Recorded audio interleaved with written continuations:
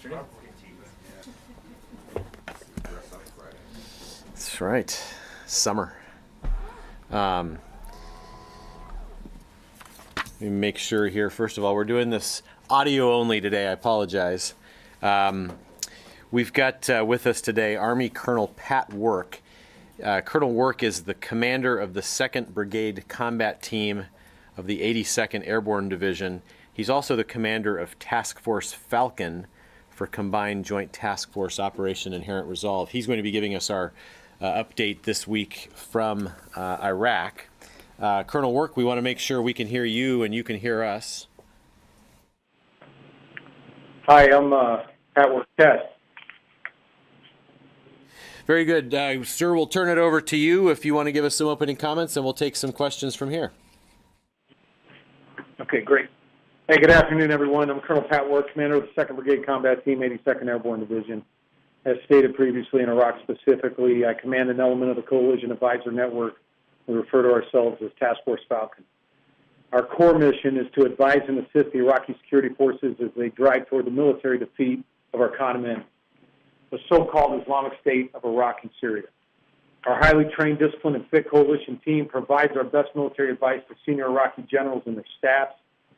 This advice informs their thinking and their decision-making. We see the enemy and we help them see this environment.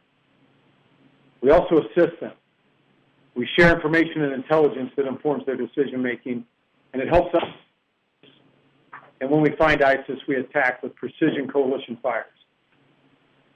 ISIS had anywhere from 2 to 3 years to prepare its defense of Mosul, Iraq's second largest city. It was a defense that any army would have a hard time defeating. We attacked ISIS and Mosul together, but the Iraqi security forces clearly lead this operation, and they'll continue to do so. And despite our precision lethality that destroyed ISIS fighters and ripped apart its tactical infrastructure, we're always advisors first. And this so-called Islamic State makes zero accommodation for anyone who doesn't share its deformed worldview. For 3 years, it dominated and subjugated the vulnerable population. Never-ending expansion and tireless conquest are its organizing principles. It brutally murdered thousands, including scores of women and children. It turned Mosul, like much of Iraq, into a battlefield. And this fight against our common enemy continues. On behalf of the coalition, I extend our most sincere condolences to the people of Iraq who have suffered so mightily at the hands of ISIS. We also offer our sympathies to the families of the brave soldiers, police, and commandos who have sacrificed so much to liberate their countrymen. Specifically, the people of Mosul have endured vast physical injury, sexual predation, and psychological trauma under ISIS. Indeed, ISIS has exposed these people to extraordinary violence. However, the people of Mosul are resilient. The east side, less than 6 months removed from intense ground combat operations, it's thriving in many areas. I saw with my own eyes again just 3 days ago. On the west side, many of the areas that the Iraqi forces liberated as recently as May are already rebounding. Again, I see it with my eyes nearly daily. These people have endured extraordinary hardship, but they repair themselves, and they're moving on, living their lives. We're also exceptionally proud of our partners, the Iraqi security forces. They impose their will on ISIS, and they continue to root out its remnants. They stood strong through some very difficult days, and we congratulate them on this massive feat that matters not only to Iraq, but the destruction of the so-called caliphate also matters to the security of the region and our world community. That's why so many countries and unified action partners have lined up against this evil. And the Iraqis are liberating Iraqis, and they're attacking our common enemy. They've already trounced ISIS in Mosul. They've retaken over 75,000 square kilometers of their country from ISIS. Nearly 2 million Iraqis have returned to their homes across the country. And in Mosul alone, more than 350,000 children have returned to school. And the Iraqis have taken Mosul, given it back to their people, and we help them. And that's why we matter. Much work remains. The remnants of ISIS damaged core will continue to prey on the people and challenge these hard-earned gains. And this fight continues. We'll continue to provide the military advice and assistance we have already to enable our partners' attack on ISIS, our common enemy. And with that, I'll field your questions. Burns from the Associated Press. Welcome back, Bob. Thank you. Thanks, Colonel. A question for you. If you could give us sort of a picture of the current situation in Talafar and Hawija as prospective next battlegrounds. Can you describe, for example, the number of ISIS fighters in those locations, the nature of their defensive preparations, and whether there are any current or, well, say current shaping operations or actual offensive operations going on to defeat them in those locations? Our immediate focus is helping the Iraqi security forces consolidate their hard-earned gains in Mosul, specifically helping them expand their search, advising them on how to root out and find the remnants of ISIS damaged core that still may be evading arrest on the west side, helping them think through how they'll connect the west and east side so that they can really sink the hole, the security, and establish a durable stability that gives government a chance to reach into Mosul and start administering political goods. Now, that's our immediate focus. And the Iraqi security forces and the government of Iraq will determine what the next objectives are. And as you know, this battle for Mosul is just one major engagement in a much broader campaign where the Iraqi security forces continue to attack. And this thing started in the spring of 2015 with a fight into Tikrit and expanded into Ramadi, Fallujah, Gyara, and then into Mosul. And after 9 months, the Iraqi security forces are in a position where they're able to provide a stability here. And so there's a period of transition that's underway, and transitions are hard, and there's a lot of work that remains.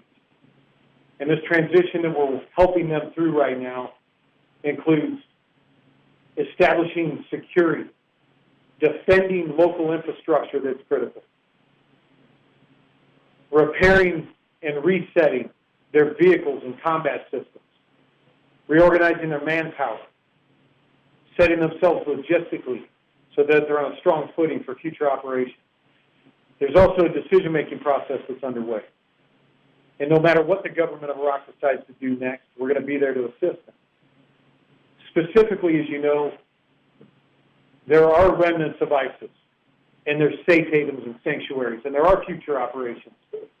Some of those future operations include areas that you discussed. And I don't want to discuss the details of those operations, but what I will say is that the coalition has collection and analytic efforts going throughout the country. The coalition provides advice at the very senior levels on how to sequence future operations. But ultimately, the government of Iraq makes those decisions. And ultimately, the government of Iraq is going to lay down the roadmap for the future operations. And as I stated previously, we're going to assist them in attacking our common enemy. And we do that every day. And any operation that takes place in the future, the Iraqi security forces will have the lead. They'll have made the decisions on the sequencing. We'll continue to attack his sanctuaries. We'll continue to disrupt his lines of communications and roads. We'll continue to attack his leadership and knock out his command and control architecture. We'll attack his indirect fire networks.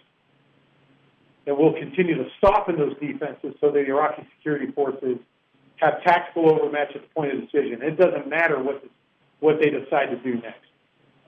And some of those sanctuaries and safe havens that you talked about, the time's going to come where the guns of Iraq, backed by the coalition, turn against ISIS in those areas, and the Iraqi security forces attack to liberate those populations too. And we'll be there to support them. Go ahead, Bob. This is Bob Burns again. Just a quick follow-up on that. Understanding you don't want to talk about future operations, can you nonetheless give us a picture of the current situation in those two locations, Hawija and Talafar, in terms of the scope and size of the ISIS presence there, the nature of their defenses? What I'll describe is what happened in Mosul, and I think, the Islamic State, it doesn't have a tactical menu that continues to grow. And I think much of what we saw in Mosul will translate. And so we need to be careful as the Iraqi security forces make decisions, that we give advice that recognizes the difference in the analogies. But nonetheless, I think what we saw in Mosul will translate for these other havens that ISIS still has control of. In Mosul, we saw a defense that any Western army would have a hard time dealing with. We saw obstacles that started with the disruption zone. several kilometers forward of the outer crust of the city. We saw an early warning network that included drones. It included visual observation from observation posts. It included some help from sympathizers. All of that observation informed two networks. One is the command and control architecture, and ISIS fought Mosul surprisingly centrally. You know, it fights very much like an army, where the decision-making is withheld at very high levels. And almost daily, you can see the decisions that are made by the way it slews its artillery and mortars, and by the way it moves logistics. And I anticipate that we would see the same elsewhere. Its artillery and its mortars in Mosul had a tremendous capacity. And the Coalition Fire Support Network ripped it apart, decimated it. And we'll do the same to his artillery and mortars wherever the government of Iraq decides to attack next.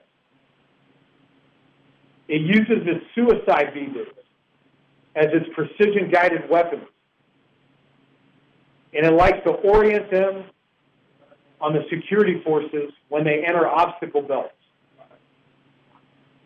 It likes to deploy those as local counterattacks. And it typically, what we saw in Mosul, would have the capacity to do that for a day or two, but then it would begin its retreat as the security forces stood their ground and coalition fires began the rest of the defense. I also suspect that the defense of other places would look similar in the fact that every house on the outer crust of these cities, everything that used to be a family's residence that ISIS has since hijacked, will look like a bunker. These are no longer homes. They're simply structures that ISIS has taken over and turned into fighting positions, machine gun nests, anti-tank weapon ambush sites. I think he'll have turned all these roads that once were arteries of commerce that connected cities and markets, things the people of Iraq used to count on. And he'll have turned those into engagement areas littered with IEDs, berms. He'll have cut the roads and destroyed this critical infrastructure. That's what ISIS does in its so-called defenses. It destroys the cities that it conquered. And it subjugates the population. I think at some point, once the defense is penetrated, based on what we saw in Mosul, ISIS will take the people and it'll move those people forward deliberately. And it'll use them as obstacles, and it'll place those people far forward, men, women, children, elderly. ISIS does not care. It will put those people in between the advancing security forces and its wilting defenses. ISIS has no regard for human life. And at some point, when its defense is crumbling, not only will it use the people as obstacles, but it will begin a massacre of those people as they attempt to escape, as the security forces move and liberate more neighborhoods. We saw that in Mosul, where not only did ISIS use them as obstacles and shields, but it just massacred, limitless brutality, for no other reason than these people are trying to escape ISIS in its deformed theology. I expect that these things that we saw in Mosul will translate on a much lesser scale, but nonetheless, his tactical menu has not changed. His limitless penchant for violence has not changed. His utter disregard for life has not changed. And I think much of that will transfer. We'll go to Michael Gordon from the New York Times next. Colonel Work, a couple just very quick informational questions.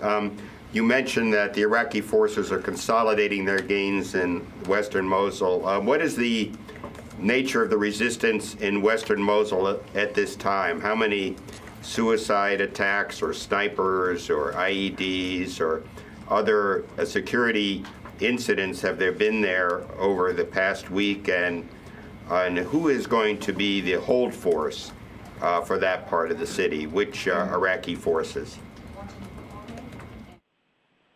Hi, Michael. There's a lot of work to be done in West Mosul in particular. In West Mosul right now, the Iraqi security forces, all three cohorts, the federal police, the Iraqi army, and the counterterrorism services, they're rooting through this extraordinarily damaged infrastructure, hunting down the remnants of ISIS, hunting down its leadership, continuing to recover and render safe its explosives caches, continue to exploit intelligence so that it can do precision work against its movement corridors. And the Islamic State, they never gave anything away. The Iraqi security forces, with our help, had to take everything from ISIS. And the leadership of ISIS fled. It left its fighters alone, naked on the battlefield. And so you've got these pockets and remnants that continue to evade capture. But their days are numbered. There's small engagements every single day. And the Iraqi security forces are dispatching these surviving ISIS small units. And we're talking 3 to 5 fighters. Occasionally, they'll be able to muster some sort of operation that looks like it's organized, but it's quickly defeated. They've had no effect. It hasn't slowed down the progress of the search. It hasn't slowed down the progress of the recovery on the areas that were liberated in May. And what's extraordinary about the west side is areas that were liberated just as recently as May, as the fighting progressed into the first week of July. People are going about their lives. The roads are getting repaired. People are resettling. And I'm literally talking about 2 to 3 kilometers from where the fighting was still occurring. And so one thing about the Islamic State, it's always been determined. And these fighters still are determined, but there's small handfuls of them. And the Iraqi security forces are firmly in control. It will never be the same for ISIS and Mosul again. The caliphate is crumbling. It cannot recover from this catastrophic setback. And these little pockets and remnants that evade capture, they've got no future. And occasionally, there'll be an explosion because an Iraqi security force finds one of these fighters that's still wearing a suicide vest. But there's no threat. It doesn't tilt the calculus or the strategic picture in Mosul at all. And so there's a handful of these little incursions that happen. And that'll continue for some time. If you're calling the east side, keeping this in perspective, there was a little bit of fighting for a little while after the Prime Minister announced victory on the east side as well. And, ISIS is going to continue to challenge this. It meant a lot to them, but they lost unambiguously. And the Iraqi security forces are firmly in control. So Iraqi security forces are still taking casualties, killed and wounded in Mosul, in West Mosul, as they fight with these teams of 3 to 5 ISIS fighters every day? Mosul remains dangerous for sure. There's explosives. And let me just unpack what Mosul really looks like on the west side. About 3 years and a month ago, the people in Mosul had homes. And in those homes, they raised families. And they sent their children off to schools. And periodically, they'd go to a mosque and they'd worship. And they had medical facilities they could go to when they needed to be treated. Over the last 2 to 3 years, this is what the so-called Islamic State did to Mosul. It took every single one of those homes and it turned it into a fighting position. And sometimes there were 3 homes side by side. And those 3 homes that were parked side by side, ISIS knocked out every wall in between them. So it took 3 individual family units and it made one massive fighting position. And in this one massive fighting position, as the Iraqi security forces approached over the last several weeks and months, it booby-trapped those homes. And it took the children's room. And it cached all its homemade explosives and its homemade mortar rounds in the children's room. And it took the second floor. And it turned that second floor into a sniper's perch, replete with sandbags that hardened it. It camouflaged it.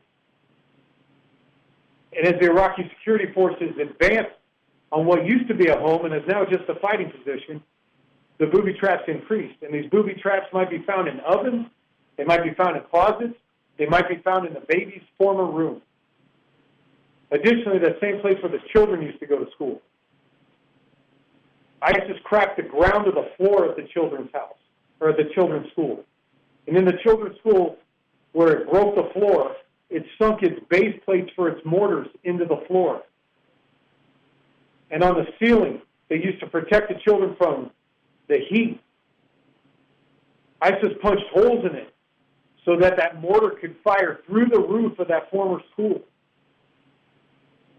Knowing that the coalition always exercises constraint when it comes to schools that are made for children. And the Islamic State would drape a tarp over the top of that hole that it put in the roof so that it could fire its mortars when it felt like and then cover it and try and help it evade detection from some of our intelligence assets. And it took that medical clinic.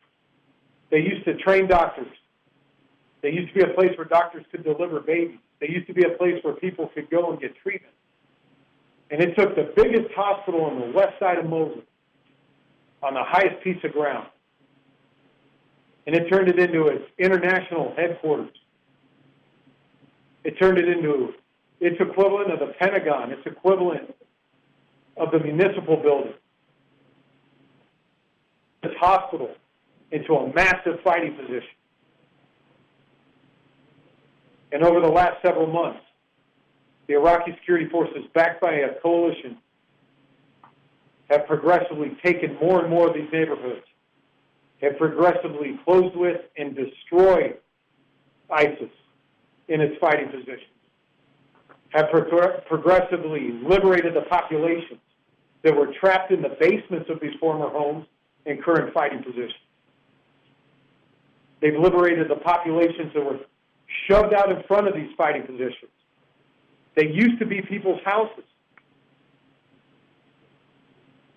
And it's liberated these people and allowed these people a chance to escape.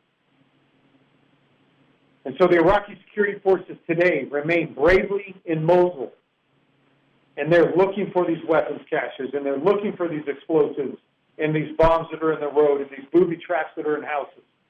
And it's still extraordinarily dangerous because what ISIS has done to what used to be homes, schools, medical facilities. And the Iraqi security forces still incur great risk every day. And their mission, in fact, during this transmission, is to render safe all of these explosives. So, of course, it's very dangerous to them. Yet they continue to do their jobs, and we continue to give them advice and assistance.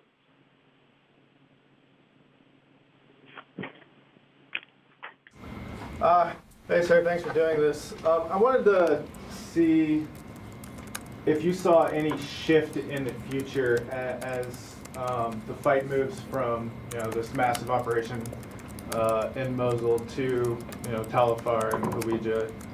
Any shift in the role of the U.S. Advisors, obviously your task force, and the brigade that'll come in behind you. Any change in how you guys will go about what you guys have been doing? So I'll offer a commander's perspective on what it really means to advise and assist the Iraqi security forces as they attack our common enemy, the so-called caliphate. We do advise them, we do assist them, and the advice is about helping them think through the problems that are in front of them. It's about helping them see themselves logistically, helping them understand how the enemy is arrayed, how the enemy is thinking, how the enemy is fighting, what his capabilities are, and what the enemy's intentions are. It's about helping them see themselves logistically, which is hard for any army to do.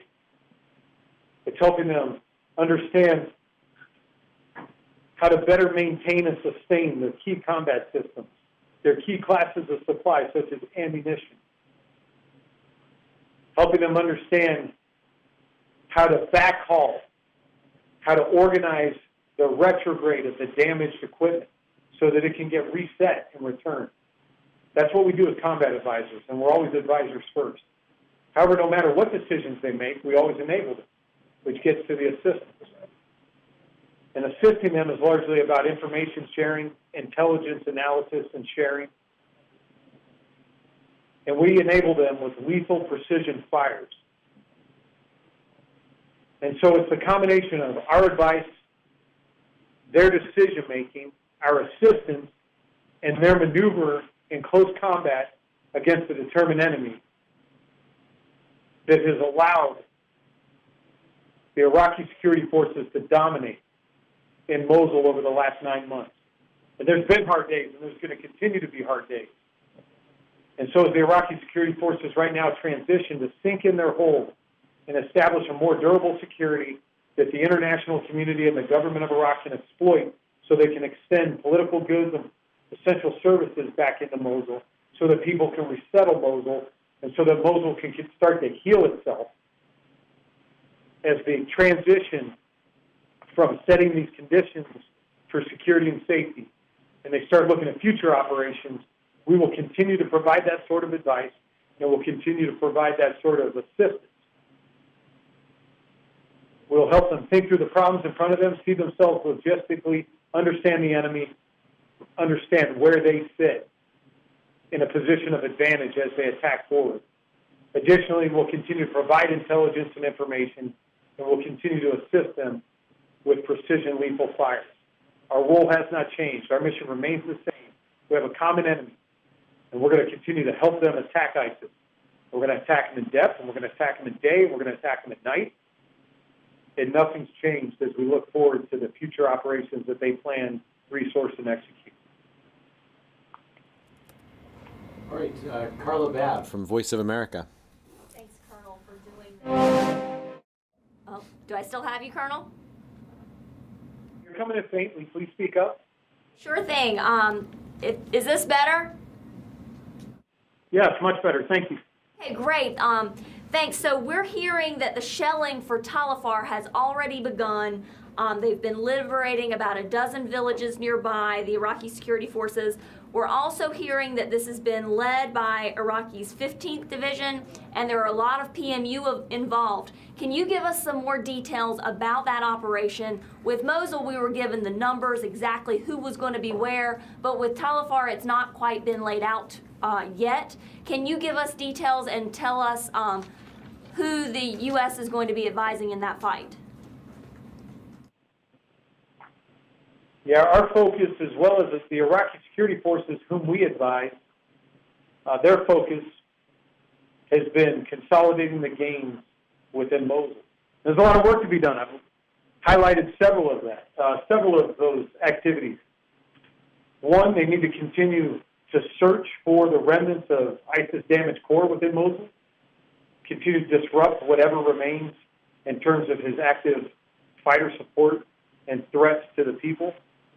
Need to continue to clear and render safe all of these explosives and weapons that ISIS brought in as it transformed a city that was once populated by families and just really became a series of fighting positions populated by captives under ISIS. There's a lot of work to remain. And it's really naive to suggest that after 3 years of subjugation, domination, exploitation by the so-called Islamic State, that there'll be a rapid transition. There's a lot of work that remains. And the Iraqi security forces are bearing down on that now to ensure that there's a durable enough, a self-sufficient enough security so that when the government of Iraq turns and starts to orient its focus toward its next objectives, it knows that it has got firm control of the security environment within Mosul. It's an immense amount of effort, blood, and treasure by the Iraqi security forces and the coalition to liberate Mosul. And so the focus right now is ensuring that those gains, which are still fragile in some areas, get locked down. Meanwhile, in Baghdad, there's high-level discussions happening. And there's a series of activities to reorganize the forces, refit the forces, repair equipment. There's also shaping operations, and there's always operations. The coalition's always attacking ISIS in depth. There's never not pressure on ISIS in Hawija, in Talafar, in any of its sanctuaries. There's always pressure. That's one of the things the coalition brings, is reach, intelligence, precision lethal fires. Meanwhile, the government of Iraq is going through a decision-making process on how it wants to sequence the next operation, which forces will participate in the next operation. And we have a saying in Task Force Falcon: they'll never have to wait for us. We're flexible and we're agile. Whatever they decide, wherever they decide to go, I'm confident that the very serious commanders that I work for will issue the order to Falcon to follow the decisive operation. And our advisors will fall in quickly because we've got these exceptional relationships built with so many of the partners, and we'll move forward, and we'll help them attack. Thanks.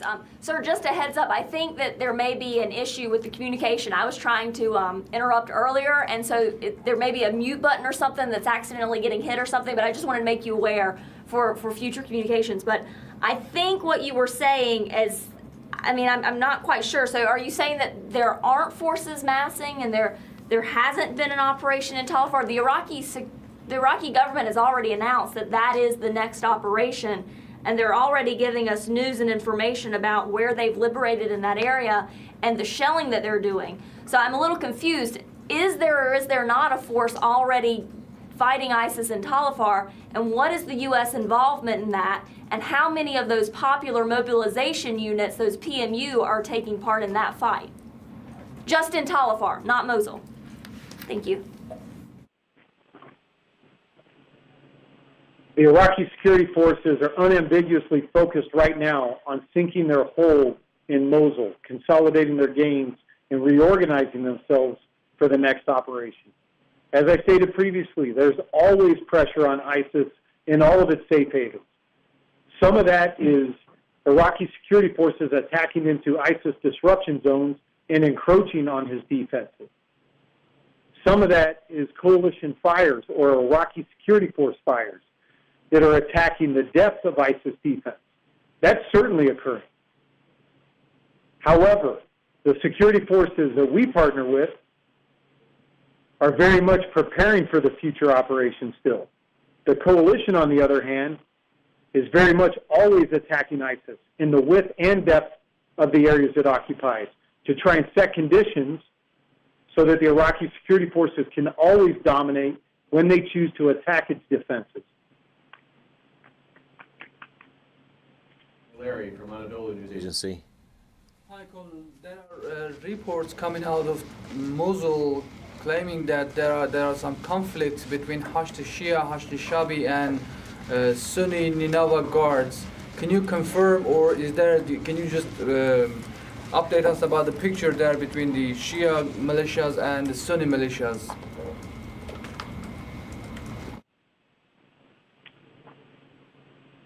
Yeah, our focus is helping the Iraqi security forces provide security and safety for the people. And it's naive to suggest that after 3 years of brutal rule by ISIS, a malevolent energy that promised paradise to angry people but gave them nothing but poverty and privation, gave them nothing but taxation, 7th century justice, that coming out of the other end of the high-intensity operations, that there wouldn't be a transition period. And so Mosul, it still remains complicated. It's been through a lot over the past 3 years. ISIS has been immensely brutal to the people. And so right now there's a transition happening as the Iraqi security forces work towards security and the stability and trying to set conditions for the government to extend its reach. But if you look at the east side is thriving. There's 24 power stations on the east side alone. 17 of them are already in operation, just 6 months removed from high-intensity ground combat. There's 9 water treatment plants on the east side. 4 of them are already delivering water to the people of Mosul, less than 6 months removed from high-intensity ground combat. That's extraordinary. On the west side, and I see it with my own eyes, when you drive in an area that they call the Baghdad Road, the locals call it the Baghdad Highway. If it's lunchtime and you want a snow cone because it's hot, go buy yourself one. This is the west side. This is an area that was liberated in March. On the west side, if you need some new tires for your car or your tractor, in an area that was liberated in April, go buy yourself some. On the west side, in an area that was liberated as recently as May, if you need some toys for your children, or you want to have a cup of chai, or you want to flag down a taxi so you can move over to the east side because it's finally connected again since May, flag down a taxi. So, of course, there's challenges. And the people of Iraq need to come together, and the people of Mosul need to cooperate and coordinate this. But the Iraqi security forces are working hard day and night, and we're helping them to establish a security that's durable, that allows the government and the international community to extend its reach, deliver political goods, deliver essential services. But of course there's challenges. It's naive to suggest that there wouldn't be. It's unrealistic to expect it to happen quickly. It's a process. And the Iraqis are leading that process. So you confirm that there are some skirmishes between the Nineveh Guards and the Shia Hashtishabi militias?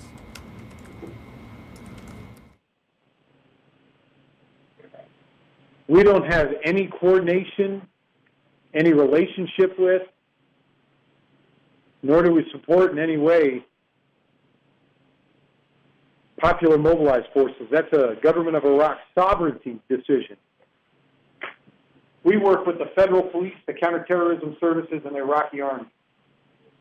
And we're helping them expand their search on the west side, establish security by rendering safe all these explosives that the scourge of ISIS left behind, helping them reconnect the east side to the west side socially, helping them to allow the government of Iraq and the international community reach into the city and help the city start to repair. And despite all the challenges, these people are extraordinarily resilient. The people of Mosul can absorb a blow, repair themselves, and get back to living their lives. I see it with my own eyes on the east side recently, despite any of the challenges. I drank chai there 3 days ago on the east side with no body armor, with no helmet, right across the street from Mosul University. And I drank chai with locals who told us how great it was to finally be liberated from the scourge and the predation by the so-called caliphate. If you look at the west side is fully liberated. The government of Iraq is in control again. And that's extraordinary. And the Iraqi security forces deserve great credit. We congratulate our partners for working so hard for 9 months to liberate this city. But of course there's going to be challenges. The Iraqis are acutely aware of that.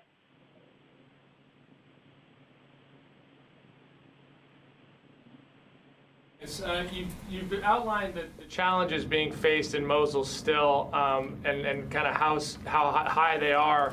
I just had a quick question. So obviously there are a lot of coalition advisors participated. We're advising and assisting the fight for Mosul.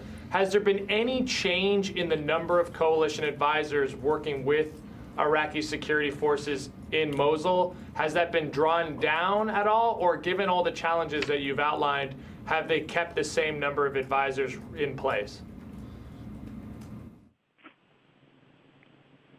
Well, I'll provide some perspective first. The challenges that exist today in Mosul pale in comparison to the challenges of October 17, 2016, when this so-called Islamic State was firmly in control of Mosul.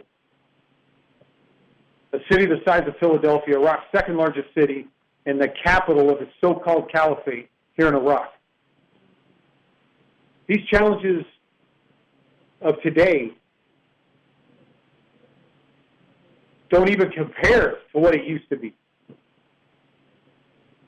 The Iraqi security forces driven ISIS into the ground or into the Tigris, but they've dominated them, and we've helped them.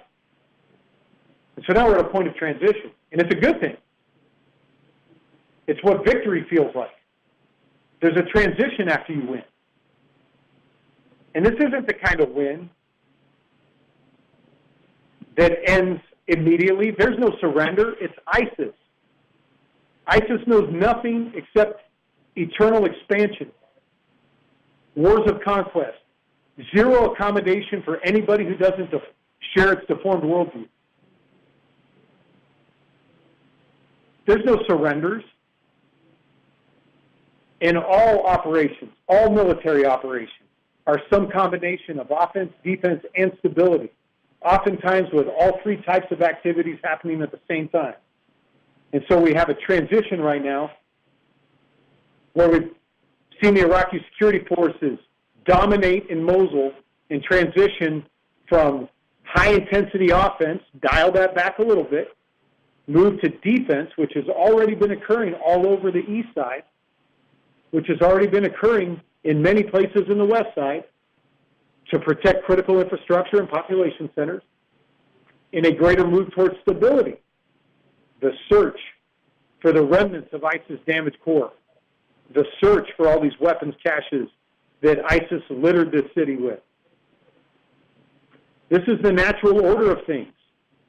After 3 years of this evil reign by ISIS in Mosul, this is what the victory feel like. There's a lot of work to be done, and the Iraqi security forces are out there doing it, and we're advising them and we're assisting them.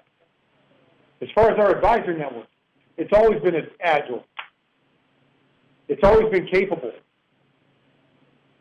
And it's always been flexible enough to keep up with the decisive operation. We'll continue to do so. And I don't want to talk about any capacity, any specific capabilities, but I assure you, no matter what the Iraqis decide to do, no matter where they decide to go next, and you highlighted a couple options, whatever they choose to do, our advisor network, this coalition, will move fast, and we'll be there to help them attack ISIS, and we'll be there to help them dominate ISIS, our common enemy. From Stars and Stripes. Actually, Military Times. I'm sorry, Military Times. Congratulations on the new job. Yes, Tara Kopp now working for Military Times. Thank you. Thanks, Colonel. I have a specific question about Rawa. The last couple of airstrike reports out from CENTCOM have noted a kind of an uptick in airstrikes there, and then today's said that a UAV was hit, and I was wondering if you could tell us whether that was a drone that was hit by U.S. aircraft or if it was like a smaller drone that was hit by artillery on the ground. Anything, any sort of details on that would be appreciated. Well, my narrow focus and our specific mission, really the scope of it, is to help the Iraqi security forces, the ground forces that are operating in Mosul, providing security in Nineveh province today, helping them sink in their defense to Mosul, to protect the people and protect the key infrastructure, key population centers. You know, really, that is my focus as the commander of this portion of the advisor network. Now, certainly Mosul is just one operation in a much broader campaign. And the government of Iraq attacks the enemy in depth, but the coalition certainly does. And there's no doubt in my mind that when the enemy exposes himself and it's militarily necessary, the coalition is going to attack him wherever he is, whenever we find him.